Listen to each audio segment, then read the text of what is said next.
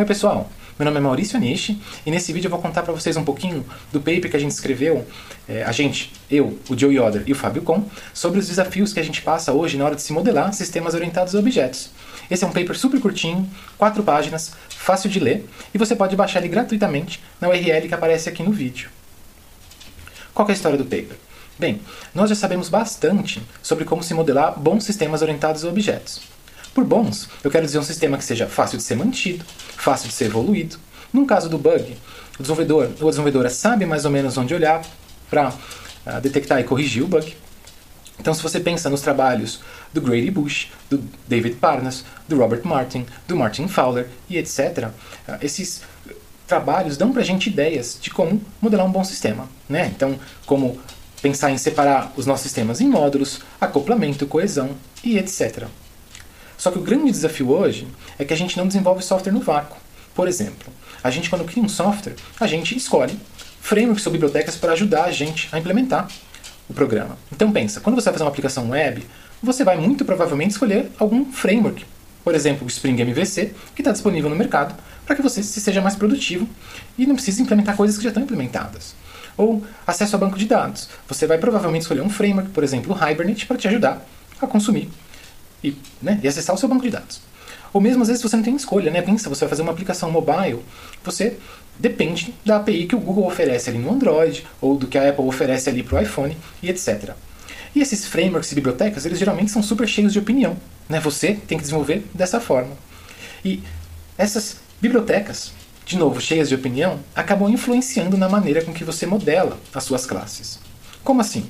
Quando a gente está ali estudando orientação a objetos, nós criamos classes e fazemos uma depender das outras. E ali, qualquer decisão que eu tomo é boa. Eu tenho liberdade de tomar qualquer decisão. Quando você começa a colocar esses frameworks, eles colocam, às vezes, restrições para você. Então, por exemplo, se você está usando um framework, por exemplo, como o Hibernate, né, um framework que a gente chama que é um ORM, de relacionamento, de mapeamento objeto relacional, quando você começa a fazer, por exemplo, relacionamento bidirecional, você precisa pensar se você quer fazer isso mesmo, porque talvez isso vai ser um pouco mais complicado para o Hibernate, talvez um pouco mais custoso. Enfim, um monte de decisões que você toma baseados no que o framework, né, faz para você. Então essa influência, se você não pensar com bastante carinho, ela vai acabar fazendo com que você tome decisões de projeto que você vai se arrepender no futuro, que não são decisões que vão te ajudar a manter o seu software de maneira simples. Então está aqui o primeiro ponto de atenção que o paper chama, né, que cuidado. Ninguém faz software hoje no vácuo. A gente faz software usando um monte de framework e biblioteca. E essas bibliotecas, às vezes, vão forçar você a tomar decisões que você não queira tomar do ponto de vista de modelagem. E a grande sacada aqui é encontrar o melhor trade-off possível, né? Quanto que eu consigo modelar sem que o framework passe a me atrapalhar muito. Acho que a primeira boa dica, que está na literatura já, né, com certeza, é tentar ao máximo isolar as suas regras de negócio, as suas entidades, de bibliotecas e frameworks.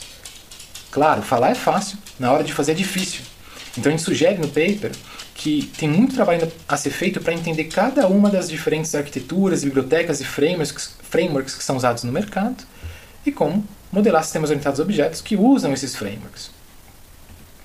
A segunda coisa que a gente discute no paper é que hoje nós temos uma grande quantidade de clientes e usuários, né, diferentes uns dos outros, e como cada uma dessas pessoas enxerga o sistema de uma maneira diferente. E para isso, precisamos de modelagens para o mesmo problema que são um pouquinho diferentes.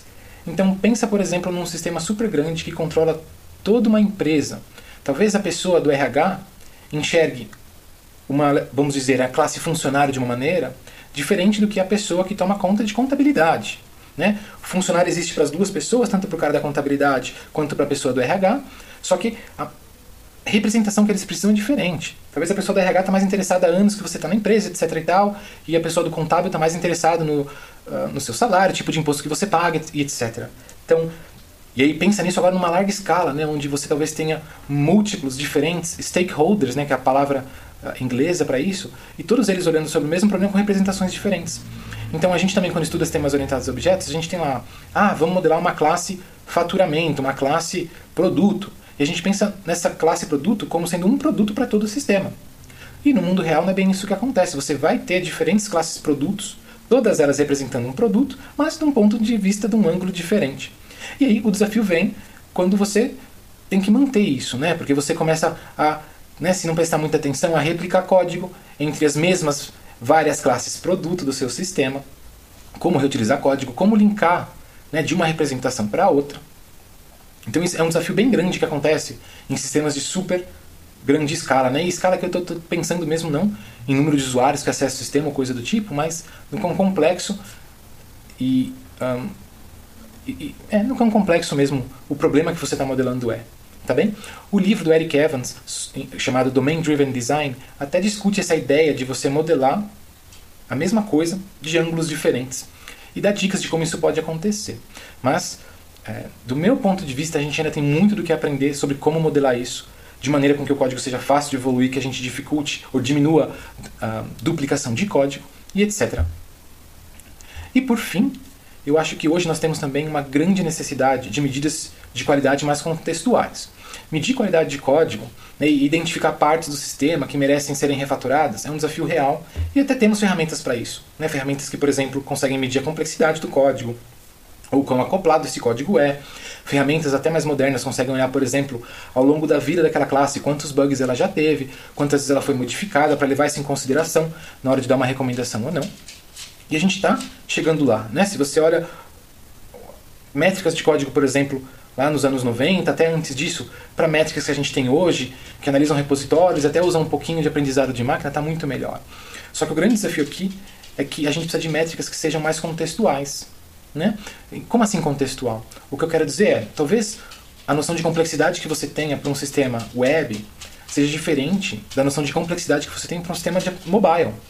Né? Ou de um sistema embarcado, de um sistema cyber-physical.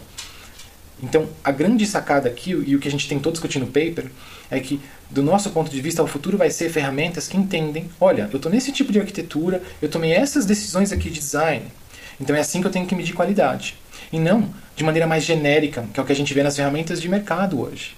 Né? Você vê lá uma ferramenta medindo acoplamento e ela não quer saber se a sua classe é um controlador, ou se é uma entidade, ou se é uma classe de acesso a banco de dados. Complexidade é tudo igual.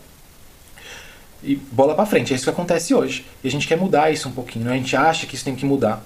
Né? De novo, no sentido de que essas métricas têm que ser mais contextuais, tem que começar a entender a maneira com que você programa. Não à toa, a literatura mostra que esse tipo de ferramenta apresenta muito falso positivo. Né? A pessoa desenvolvedora olha a ferramenta falando esse código aqui não está tão bom, e a pessoa desenvolvedora fala, eu acho que está ok. Tá bem? E, bem, esses são os 3 grandes desafios atuais que a gente discute no paper. Eu sugiro você ler o paper. Esse paper também é super cheio de referências bem legais sobre o que a gente já sabe sobre orientação a objetos, então eu definitivamente recomendo vocês a lerem. E no paper a gente também dá referências atuais que tentam atacar esses 3 problemas que a gente menciona. Então fica aí também mais coisa para vocês lerem e estudarem. E, se quiserem discutir qualquer coisa sobre o assunto, só mandar uma mensagem para nós 3, que vai ser um prazer. Tá bem? Até o próximo vídeo.